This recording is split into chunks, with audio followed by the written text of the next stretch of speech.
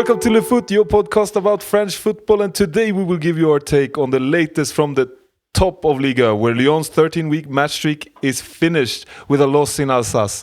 PSG has overtaken the top position after Pocognoli's Monaco beat Lens away, and Marseille is driving further into trouble as Habib Bey's first game ends in a loss at Brest. More managers are being fired, with Paris FC changing things up. Is it the right thing to do? We discuss the upcoming second leg of the French connection in the Champions League, where PSG are big favourites to qualify. Club of the week is Lyon, and what if? Well, that will be a surprise as always. On y va. Hello, boys. Hello. How are you, Charlie? It's all good. How about yourself, Dennis? I'm doing good. Have you been digging into some Ligue 1? A lot of things going on. I mean, you don't really know where to look sometimes because there's things happening all over, as we like it to be. Yeah, I feel like especially this round, things are switching up. And also, I mean, back and forth in the title race, you have a lot of interesting happenings also in the bottom now. Yeah. So things start to move a bit. Yeah. How are you, Jeff? Doing great, thank you, and I couldn't agree more with you guys. It's been an exciting round, and I'm ready to get into it. Let's go. All right, first top game of the week. We have Lens versus Monaco, 2-3 on the score sheet. Very exciting game, and when 56 minutes have been played and Lens were 2-0 up, I don't think anyone could see what was coming. Monaco wrapped that around and won in the end. What happened? Yeah, I mean, as you say, Lens started off incredibly well. Already in the third minute, Edouard with a lovely goal. That was a great goal. Head back from Thomasson and then on volley, smashing it in, and the whole stadium boiling. And it could only go one way, as you said. And then Thauvin, he takes a rebound and hits it in the beginning of the second half. But then you have these crazy 10 minutes, started off by Balogun. Keep scoring. And then Zakaria, he's been great now for a few games as well for Monaco. And then Ansu Fati coming along with the goalkeeper. And I would say, I mean, you don't really understand this game, but when you look at it with a bit of distance, it feels like an even game. It's an even game, two good teams playing football. Yeah, even though Lens, I think, were the better team initially and were up 2-0, I think Monaco still created threats for Lens. And they have shapen up nicely the last couple of games. I don't know if it's something to do with them going through in the Champions League, who's given them a bit of extra strength from there. But even though Lens were up 2-0, they were threatening them. And then, you know, they were also given the chances to score, because I think Lens, as we know, very stable defensively. I don't know really what happened within those 10 minutes. I think it was sloppy defensively 2 times. Yeah, I think it's the second goal from Monaco. Is that the defenders, I think it's Celik and Gagno, they jump into each other. That's the last goal. That's Ansu Fati goal. Yeah. And then also I think, you know, Risser, who we have given a lot of praise throughout this season because he's been doing very well. I don't know if he should have taken perhaps the first goal also. I think he should have taken that one. Scored from Balogun. But nevertheless, I think Monaco is up on the run.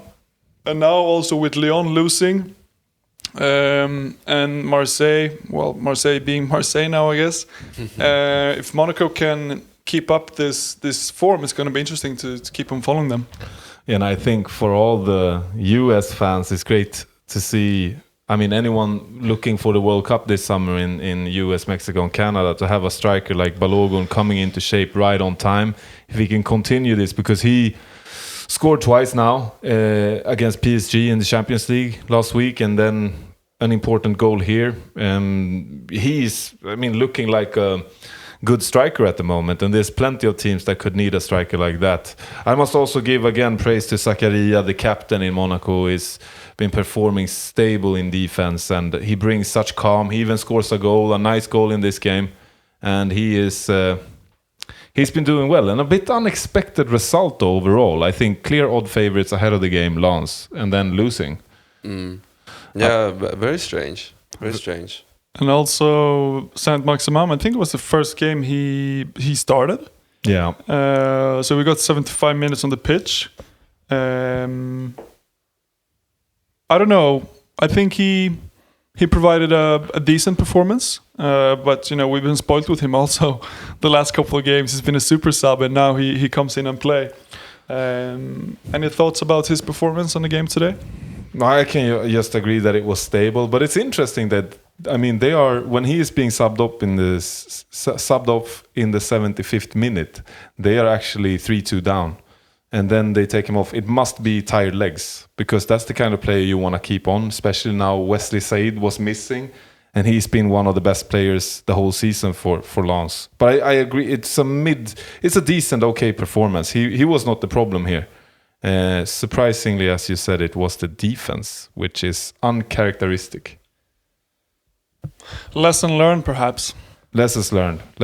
They need to bounce back quickly, though, because PSG will keep bringing in their points. That's for sure. Go on to Brest versus Marseille. What happened here?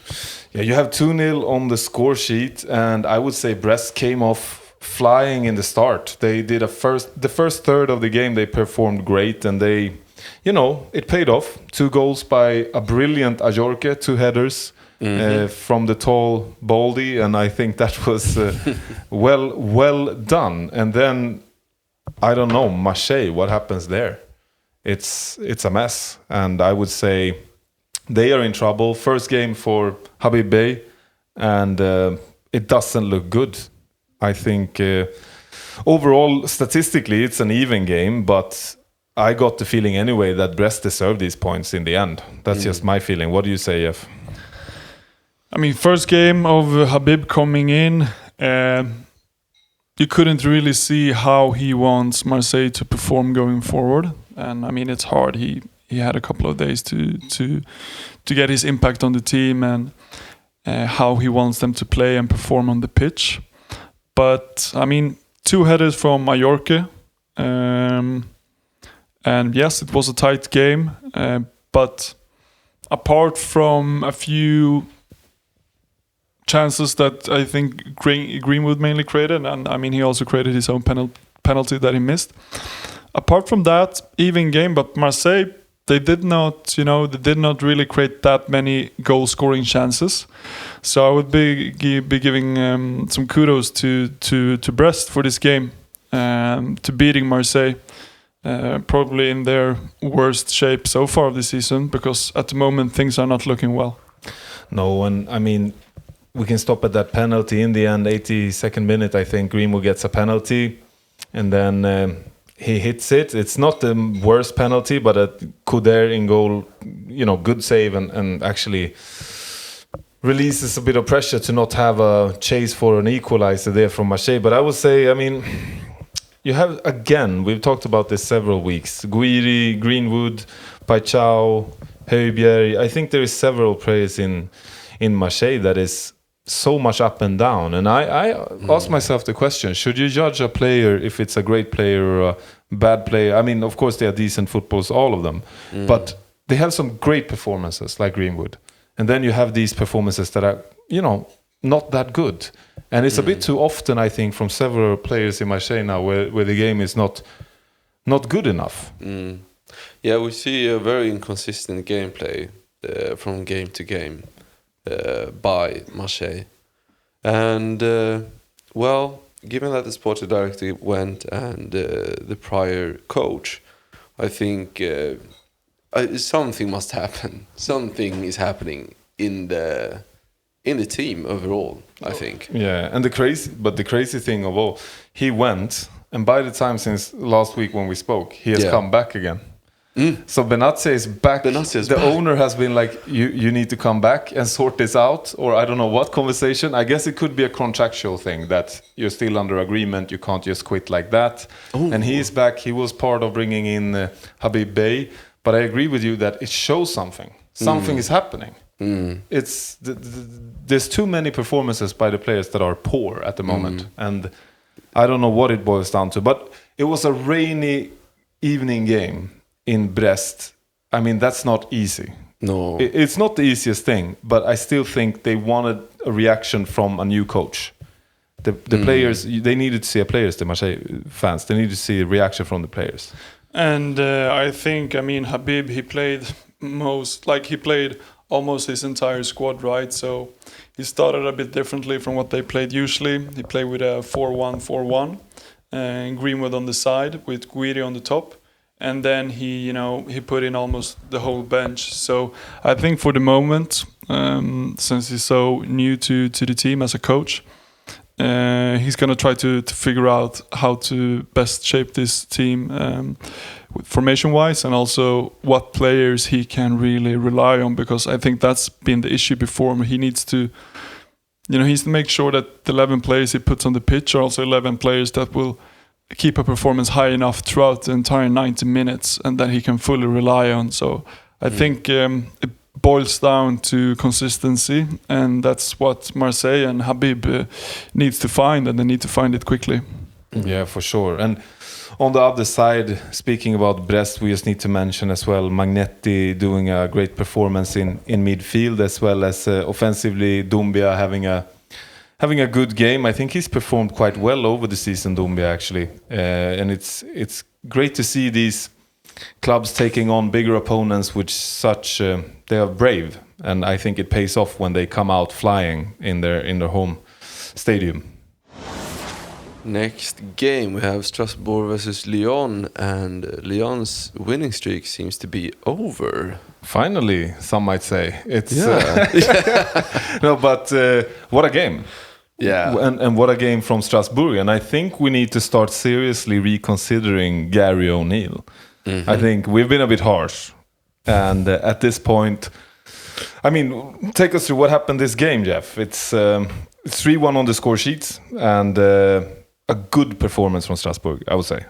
A very good performance from Strasbourg from starting to the end. And I think we've seen more and more of this combination goals that Strasbourg has done since Gary O'Neill came in. Especially here we have the 1-0 goal, which is a beautiful goal, finished off by Godot. Great goal and great combination play. And I think they had, throughout the game, a lot of chances. So if it wasn't for Grief in the Lyon goal, I think it could have been more than 3-1. So yeah, it was a really good performance for Strasbourg. Yeah, I think after that first half, Lyon must have been very happy it was only 1-0, because as you say, they created chances. And Diego Moreira, wow, he used to play in Lyon, and now he's just doing it for Strasbourg against his former team, where he didn't have any success at all. And but I want to pause a little bit, like you say, the Godot goal, Moreira assist in that combination play. If you haven't seen that goal, I recommend anyone to go on YouTube and find it, because that is classy football. And then Panicelli finishing everything off with a great penalty. Jeff, you talked about his penalty against Marseille, and what did you see here? I mean, he scored on both penalties, but this one was a lot better. I would just like to say there that I think Diego Moreira, he has, he's only 21, and he's, as you said, he's done a great season. And now finally, even though his career is, still on the move, like he's only 21, he has his second season now in Strasbourg with a lot of games, and he's been starting to contributing more throughout the entire games, and also with goals and assists. So I think that's a player we might see, perhaps at the end of this season in one of the bigger leagues. I think he's a really good player, and he showed that in the game today. But yeah, Panicelli scored a goal, and Lyon, I mean, we discussed it last week, right? They won 13 games in a row, including all tournaments. And yes, they have been good, but I mean, 13 games in a row, perhaps not that good. So the loss came today, and I didn't like the way they played this game. Sulch went out injured also after 28 minutes. I don't know how bad that injury is. And Endrick, he didn't really create any threats today. So they looked a bit, out of creativity and not with the spirit they've had in previous games. No, I want to chip in there. I would almost like to say that Tolisso is the only one who gets a decent grade from this game from Lyon. I think everyone else is mediocre or worse. And I think we've been a bit spoiled by Endrick doing his amazing entry. And it's almost like time catched up with him now, I would say. And you actually called it out a bit, Jeff, last week, that this wasn't to be too surprising because Lyon against Nice, not that good, but they've been grabbing the points. And today they face a better opponent, as we talked about, and it didn't work out. It's a completely fair result, 3-1. It could have been more. Yeah, definitely. And if they would have won today, considering that Lens also lost, they would have been very close to grab the second place. But yeah, I mean, they're still a good team, so I don't think we have to consider they're going into a poorer shape upcoming now. It could just be one of them games. They have played quite frequently during recent periods. But it's definitely something to think about for Paolo Fonseca, and he seemed quite frustrated himself throughout the game. He even got a yellow card for a bit of dirty mouth talking. And he has a history of that. I mean, he was suspended for 9 months in the past for being very aggressive with a referee. So temperament, you can find it there. Definitely high temper, and but it's good to see the emotions. And one thing striking me with, if we go to Strasbourg this game, is that 2 players, Enciso and Barco, who have been great this season and they're great footballers, they actually performed mediocre, but you had other players, Moreira, Godot and Panicelli, and it must be so nice to be a manager and you have different players stepping up at different occasions. We talked about Marseille earlier, and I think here you have very big difference, because in Marseille I feel it's like the opposite. The players go hiding quite often. It's too often none of the star players are performing. In Strasbourg you will always find a few. Might not be the same every game. I mean, it's different, but if Panicelli has a hard time, then Enciso have been quality, and now maybe Enciso and Barco is doing an okay game, then you have Moreira stepping up like a future Tottenham Hotspur player, no, but a future star in European football, and it's great to see. It is, but also to consider, I think a lot of teams in Liga, including Strasbourg and Lyon in this game, they have a good team to put on the pitch when it comes to 11 players and maybe a substitute here and there. But when they got the League Cup and European games also including in that, I don't see them having the squad to perform during a longer period consistently. And I think that's also what we've seen here, right? Both with Lyon.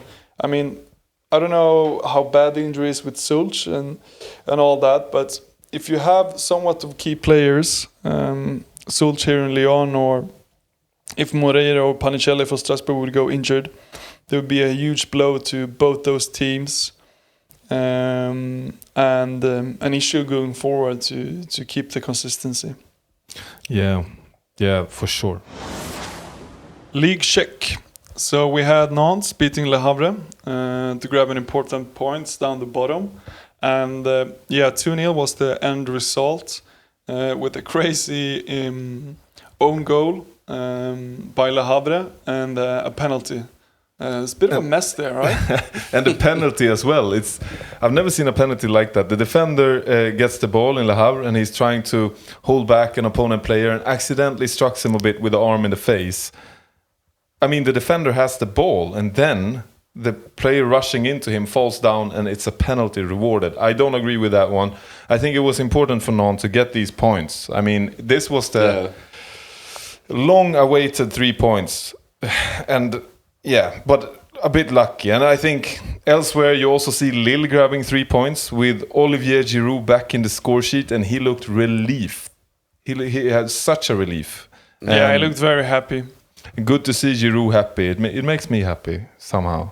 And then also, we must talk about new league leader PSG doing what they were expected to do, but still they grabbed the 3 points against terrible Mets. And we have Gonzalo Ramos scoring a beautiful goal for 3-0. And another thing we need to mention, youngster Dro Hernandez doing his starting for PSG now, came from Barcelona this winter, the 18-year-old, and he performed decently, which is impressive always with young players at a big stage. Of course, I think it was a good game to put him out there against, Metz, bottom of the league.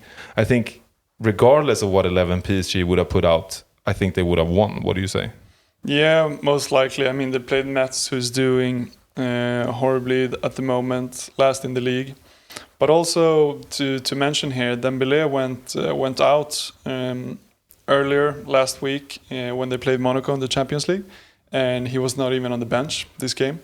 And Safanov still remains behind the posts. So, yeah, clean sheet for him today.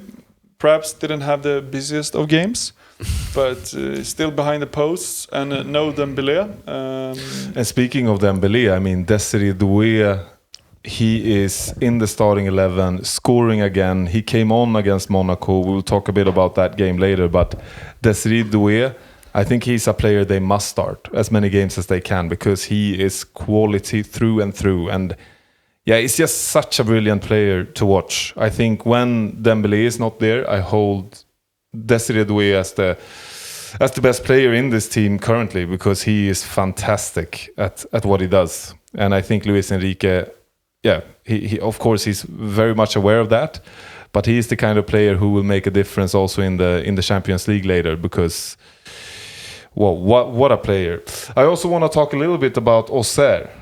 This brave team in the bottom, they fell this week against Frank Haise' first game as a Rennes manager. 3-0 in the first half. But I have a thing that bothers me here, and it's that Lassin Sinayoko, great run, scored 1-0, and that's, the referee had a look at VAR and put it as offside, and I can't see the offside.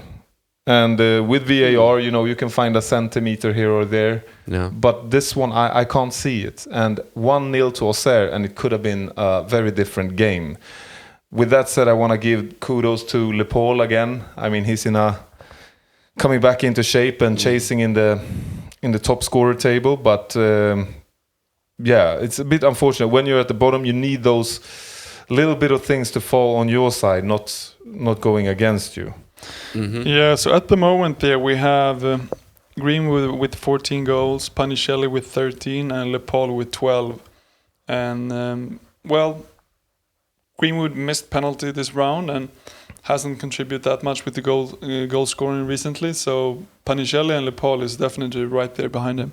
And looking at these games, when you mentioned these three players, I think Le Paul and Panicelli plays in clubs which currently are doing better. I know Marseille is ahead of them in the table, but I think form-wise, we've talked about it a lot, but Panicelli and Le Paul, I expect them to score at least quite a few goals more to finish off the season. Maybe up 20 goals this season, could be. Could be. Also interesting here that there is no PSG player in the top three, and we played 23 rounds. Is that spelled Gonzalo Ramos, maybe? No, we shouldn't talk negatively now that he actually did a fantastic game against Metz. But it's Metz, and we have been a bit on his back this season, Gonzalo Ramos, because it's PSG. Our, expectations are higher. Definitely. Now we have another game to lose, Paris. We see Kevin Trapp did an amazing job with 9 saves. Kevin Trapp, amazing this game. Yeah, amazing. I just want to throw him in there, just give him a bit of kudos. For sure. And I think he could almost be like the player of... For sure. For sure. But Kevin Trapp could be argued to be the player of the match week, because that performance, it gave them 1 point. Yeah. For sure. All right, so a little bit of the manager circus we have going on in Ligue 1 at the moment, and we've discussed it briefly previously with the change in Rennes and Marseille. So 2 weeks ago, Habib, who's currently coaching Marseille, was training Rennes, but are not doing that well, so he got sacked. And now he's training Marseille, lost his first game, and Rennes 2 wins since he left. So that's the changes have occurred, but we have many more to it as well. For sure, it's 8 managerial changes, and that's not counting the interim solutions. That is basically going from one manager to another. If we look at the interim, it will be 2 more, I think, given that you had a bit of a circus in both these clubs you mentioned. But I think it's interesting, and I would like to bring the question out, like, if you look at the points per game for these managers, it's not very often that you see a great improvement. I think if you look at different ones, you see Nice, for example, you have Frank Haise, 1.3 average points. Of course, he was there for a little bit, but then you have Claude Puel at 1.5. Of course, things were chaotic in Nice. You have Adi Hütter previously in Monaco, and as we know, Pocognoli has had a tough time, but he's finding shape at the moment. And you saw that a few weeks ago, Jeff, that Monaco started looking a bit more in shape, and now they have won games and performed well. But the latest one, Dennis, Paris FC, after that 1-1 draw against Toulouse this weekend, they actually sack Stéphane Gilly and they bring in Antoine Koumbaré. What do you think? Is it a good move? I mean, it could be interesting to see what Antoine Koumbaré could contribute to the team. He has a lot of routine, that's for sure. Mm-hmm. He's coached PSG before and plenty Liga clubs. And I think, of course, it took something special for him to be back coaching, is what I've heard from media outlets. But do you think it was wise, given they were in an okay space, I would say, Paris FC? In an okay space. Yeah, well, what I think about Paris FC now is that they are probably going through a transition into something, I don't know, something that might look like the transition that PSG went through when they got the owners, you mean? Yeah, when they got the new owners, yeah. So we might see a similar transition here happening. So, yeah, that's true. And things might roll on for a few years now until they find a steady ground to move upwards towards the top. But I think 1.6 was Stéphane Gilly's average points per game. And I think that's not too bad given they're a newcomer. No. They have spent some money on signings, so I can see, but I don't think they have brought in the signings to expect a fantastic result on the pitch. That's my opinion. Of course, you have Ciro Immobile coming in, a big name, but an older player. You have Munetsi that has come in. He actually scored this weekend, finally, which is good. But I don't know if Antoine Koumbaré will bring a better points per game average for the rest of the season than Gilly has done. What do you say, Jeff? Is it a wise move? Should they have kept Gilly, or should they, as they do now, move on to Koumbaré? I'm never a big fan of changing manager in the middle of the season, but I mean, they had their reasons. I think they want to see Paris FC play a different type of football with the money that they brought in. They want to see something else, and given that we've barely seen Antoine coach Paris FC that much yet, I guess we'll have to wait and see. But also, you know, what's most important is that they stick around in Liga for, you know, another season and improvement starts to come. But I think you need to be somewhat realistic also that, I mean, it took PSG with far more muscles over a decade to get to where they are now, so it doesn't just happen over a season. So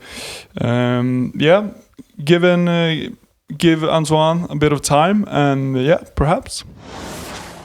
Club of the week. This week we have Lyon, and our presenter will be Charlie. Oh, thank you. What an honor. This is a great club. It's the third largest city in France after Paris and Marseille. And Olympique Lyonnais, also called OL, and by us, we use it with Lyon. I think that's the easiest way for us to say it.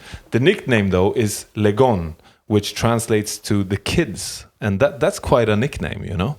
It's being called the kids, grown men playing football. Anyhow, the origins, they date back to the late 19th century, 1899. But what is now known as Olympique Lyonnais was formed 23rd of May 1950 in Café Neuf in Place Bellecoeur in Lyon's main square. And you just would like to sit around that table with these 20-something people and create a football club that is a big football club in a big, beautiful city. What a magical moment that must have been. Yes, and I guess they had no clue what they were creating, the impact of people creating football clubs. I think when they did it, I must say, they could have no idea how big this was going to be. I mean, it's a stadium, 59,000 people. It's star players. You've had fantastic players over the years.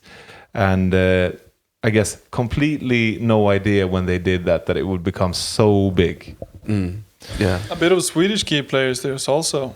Yes, you have Kim Källström in the and most successful period you actually had Kim Källström, and that's another important thing.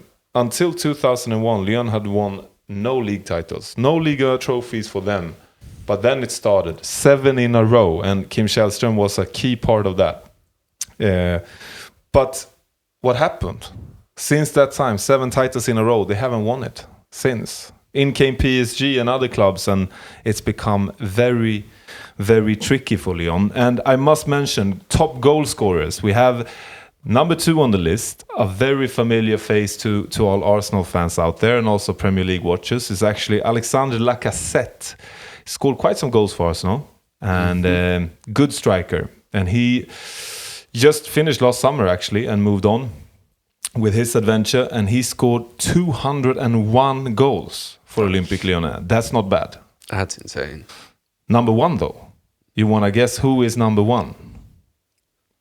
Fleury Dinalo, and he scored 222. So he actually beats Lacazette there, and Lacazette not far off, you must say. But with the financial trouble that Lyon was in, they actually needed his contract to be gone. So this is his childhood club, and he accepted to tear up the contract to move on, and Lyon needed those monies. There is a heated rivalry though, Lyon-Saint-Étienne. It's called Le Derby sometimes, and it's around 1 hour drive between Saint-Étienne and Lyon, and this is one of the main reasons we really want Saint-Étienne back, because this derby is one of the hottest derbies around. It's fantastic. You have like little brother versus big brother, but historically Saint-Étienne is a fantastic club.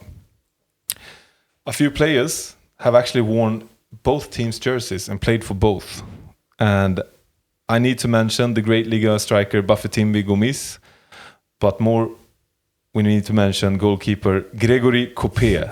When I grew up, this guy used to be called the freedom fighter. And it's not because how he played, but because of how he looks. And this is MacGyver in a football player. It's legendary, Coupet. If you are not familiar with Coupet, you need to do some Googling, and you see live action Maguire on the football pitch. It's a joy. Yeah. What do you think? Is it MacGyver? It is MacGyver, definitely. Who would you have on your side in a fight versus some pirates? Coupet or MacGyver? I mean,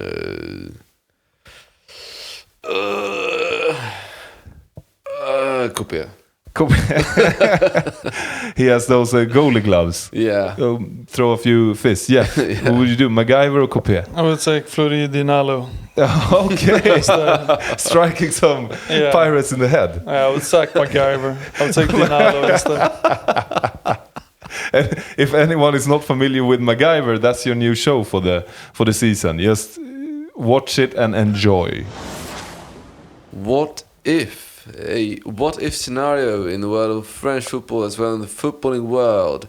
Today we have Jeff presenting this what if scenario. Yes, thank you. So the question is simple, or the what if scenario is simple. What if the Liga would have the same sport rights and money that comes with it as the Premier League does? And just a bit of background there, a bit of context. So roughly, ballpark, Premier League gets somewhere between 4 to 5 billions euro yearly on TV rights. where Liga gets somewhere from around 0.7 to 0.9 billions yearly. So the what if scenario is more like, what if Liga would have the same amount of money coming in? Would the league be able to, grow even further and, be able to compete in the Champions League with as many teams or, as compared to the Premier League? And would it also be, reasonable considering the amount of fans out there? There's so many fans, watches only the Premier League or only perhaps the La Liga or the Bundesliga. Like, would it be enough fan base to see that explosion of the Liga if they would have the same money? Like, very interesting. Very interesting. If we start there with the competitiveness, so if you bring the same amount of money, I don't see. Well, I would guess that Liga would be competitive. The top clubs, for sure. I think we have the big clubs, Lyon. I think they would benefit greatly. Marseille as well, because they have big stadium, big fan bases, and bring this TV money in. I think they could keep a lot of French players, because you see a lot of French players in Premier League, and that would keep great talent there.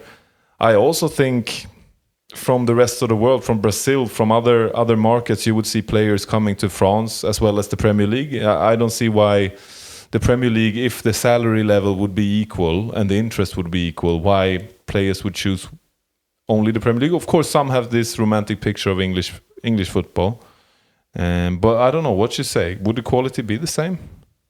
I think so. One thing I think of is the cultural aspects, where a lot of people in France, of course, speak French, and England, it's all English. Woo! And well, it's a given, but I think that it's easier for the world to follow an English league just because of the language. True, and the media coverage, everything. Yeah, it's digestible, and that goes into a bit what you said about the marketing, because the second part of the question, I take it a bit as the marketability of Liga. How would that work? And I think, honestly, from my heart, that you could market it, but you would need to do it a bit different, because in England, I would say a lot of clubs are marketed a bit similar. They are, of course, there is the derbies, which is a great attraction, but you have a lot of working class feeling clubs with the brick houses, but you have that in Le Havre, you have that in Lens, you have that in northern France. But what you could, and I think should, market is the diverse geography and culture of France. You have the Mediterranean clubs, you have the big city clubs like PSG, Lyon, you have the Alp clubs, and then you have the wine country clubs. So you have so much diverse. I mean, even a club like Bordeaux, a classic club. I believe with the right marketing resources, if you had the Premier League marketing money, you could do something. But if the world would be ready for it, I don't know. What do you think, Jeff? I think it's a good point there, because I mean, it will obviously take time to build the brand of the league, to make players come there. Yes, you will get some with the money and what just France as a country can give you. I mean, the weather is better.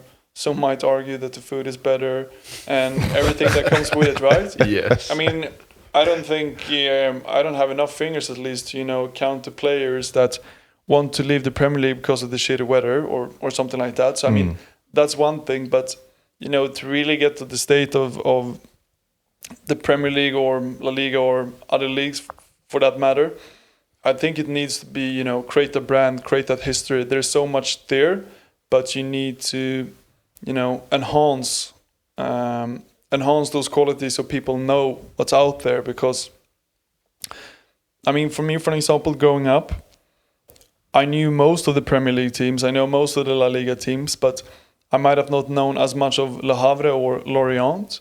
So I still think players want to play in the leagues where they have core memories, from growing up, and, they have some kind of connection because they know their existence. So, I mean, that's what's going to take time. But there's so much history in Liga, and there's so many great teams with fantastic fans and stadiums. So the keystones, are there, but they just need to, put them together.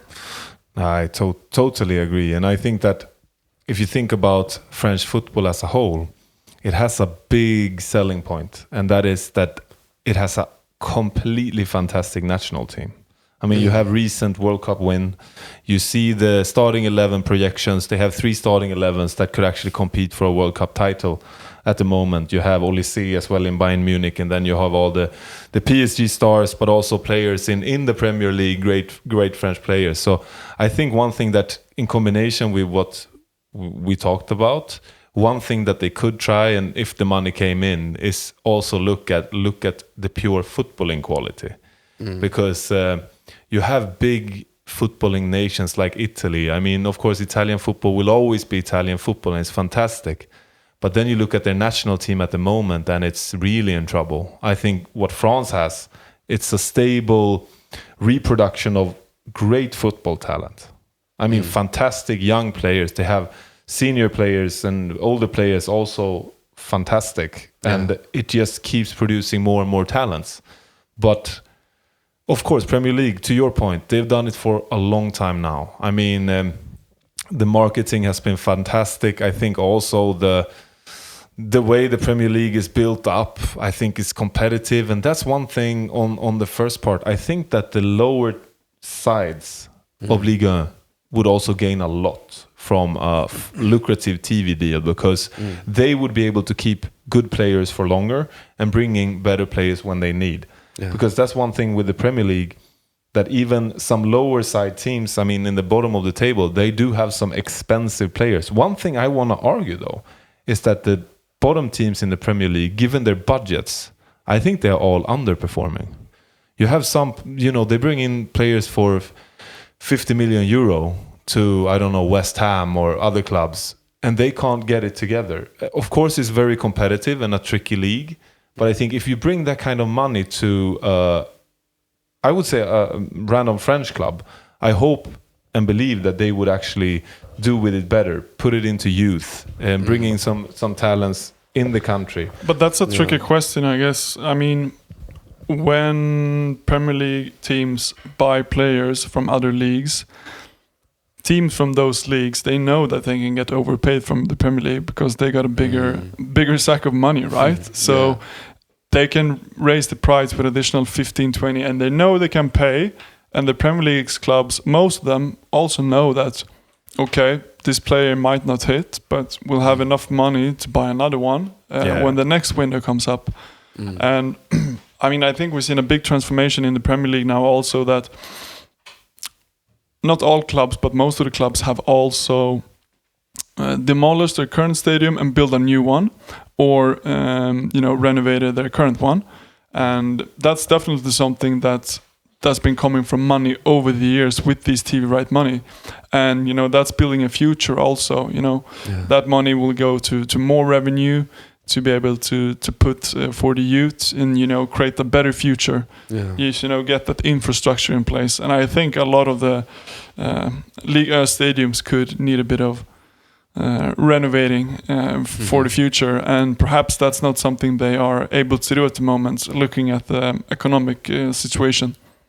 No, for sure. But I think this topic, I mean, we could spend 2 whole episodes discussing, because it's so interesting what money could do with a great scouting network and great talents working with scouting. Because I think if you take, for example, West Ham, I think they have around 330 million euro in market value of their players. And they are, I mean, they are not doing great. Of course, not all teams can do great. Some teams needs to be relegated.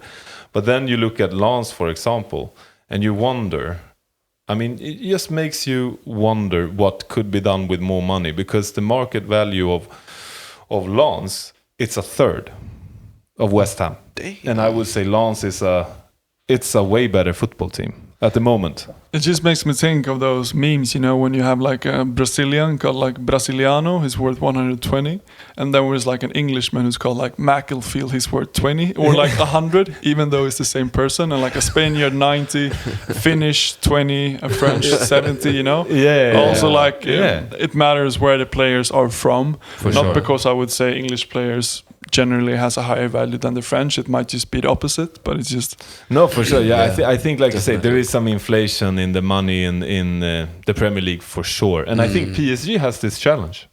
They come and they want to buy a player. The selling club would always put a high price tag. When Lyon comes, and I mean, a selling club would know they don't have much money.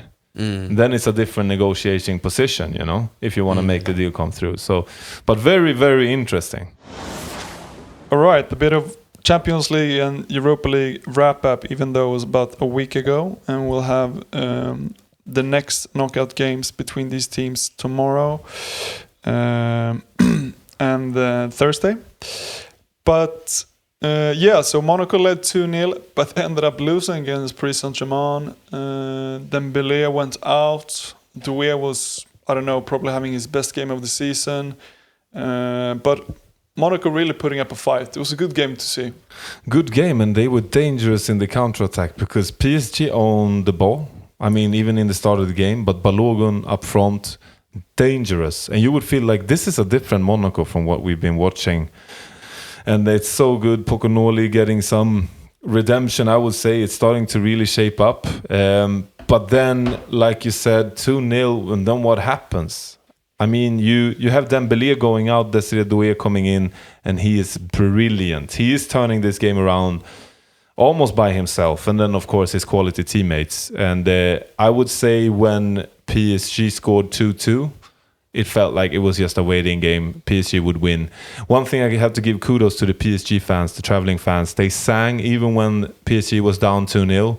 It was a party in the stands in the away end. And that's always nice to say. I know Luis Enrique praised that after the game as well, to say that incredible support. It doesn't matter. 2-0 down. Of course, maybe they had a feeling that we're going to turn this around because of the quality. But Dembélé.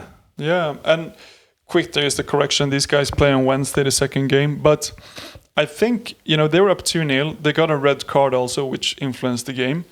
But, I mean, when Dembélé went out, Doué came in and he scored immediately. And then PSG took over the game. Hakimi scored a 2-2. But, I mean, without that quick impact from Doué, their best player goes out. I mean, Monaco might have, ended up winning or getting a draw, and it's not over, even though PSG play at home in the next game. It's not over. No, it's not. And I think you have a very good point in that I think Dembélé did not look like himself. I don't know if he was in pain. And I think PSG, they looked shaken up. Of course, you're shaken up with 2 early goals in the back, but it's not over.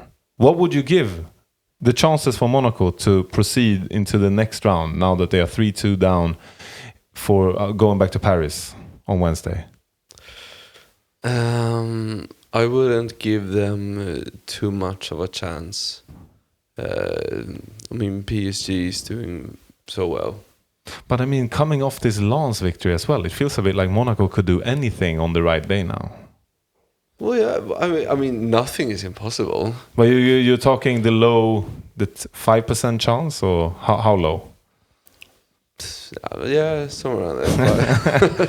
And I mean, it's reasonable. Yeah. It's PSG. Yeah, it's PSG and it's away. Jeff, what do you think going into the game? Do you give Monaco any percentages? I mean, it's hard to argue against Dennis. I don't think their chances are that high. Also considering they will play at Parc des Princes the next game. But who knows? We've seen crazy Champions League turnarounds before. If they score early, perhaps, they get a bit of nervous in the PSG camp. But I don't know, maybe 15-20% chance Monaco to go through. Yeah, and also with the new rules that I think came last season in the Champions League, you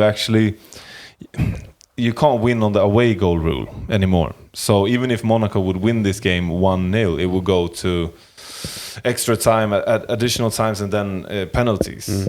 So I think it's a very tough one. They actually need to win 2-0 or with 2 goals margin, and that's doing that at Parc des Princes. They need to do the game of their lives, which is... But it's going to be super interesting because it's not a Monaco like a few weeks ago only that we thought could get beaten by any team in Ligue. This is a Monaco that's putting up the fight, which I think PSG needs that.